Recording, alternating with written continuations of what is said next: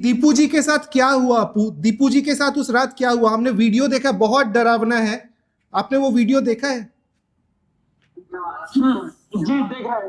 दीपू साथ ये हो रहा है যে দীপু সাথে মানে কোন নবীজিকে লিখে কোন বলি কল্পনা করছে। আপনি আপনি বাংলায় বলুন, আপনি বাংলায় হ্যাঁ, বলুন, বাংলায় আমি বলুন। হিন্দিতে বলে দেবো, আপনি বাংলায় বলুন। আচ্ছা ঠিক আছে। তো দীপু দাস একটা কোম্পানিতে চাকরি করতো, করার পর তাকে মানে কি নিয়ে আমরা জানি না, তার সাথে কোনো এরকম কোনো ঝামেলা ছিল কিনা তাও জানি না। তারপরে সে বাড়িতে আসতে যাওয়া করতো, ঠিক আছে, তাও কারোর সাথে বলে না যে দীপুর সাথে কারো সমস্যা, এরকম কোনো কিছু আমরা জানি না।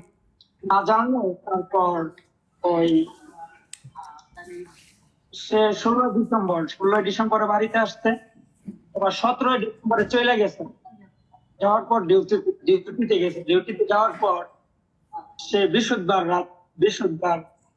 আর কি বৃহস্পতিবার, তো ও ডিউটি শেষে সন্ধ্যা ফ্যাক্টরিতে থাকার পর তার সাথে সে নাকি নবীকে নিয়ে কিরকম মানে কূটনীতিক কথা বলেছে নবীকে নিয়ে।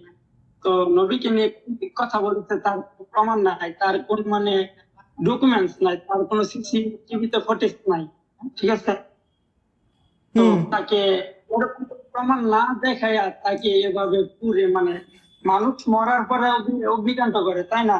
হ্যাঁ, এভাবে লাঞ্ছনা করে, মারার পরে লাঞ্ছনা করে এভাবে মারাটা মানে আমি তো মানে ভাবতেই পারছি না যে এভাবে মারতে, ঠিক আছে। এরপর কি বলবো যে ওকে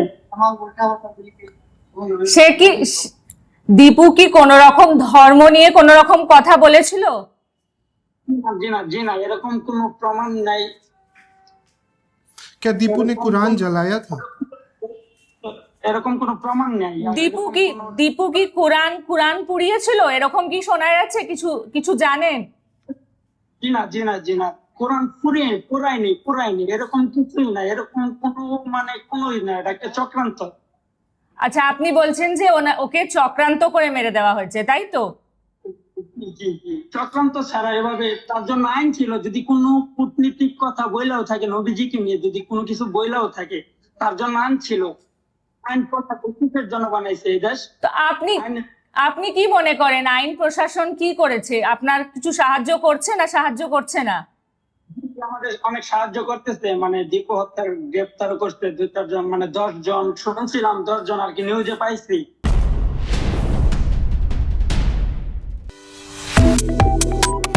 Subscribe to One India and never miss an update. Download the One India app now.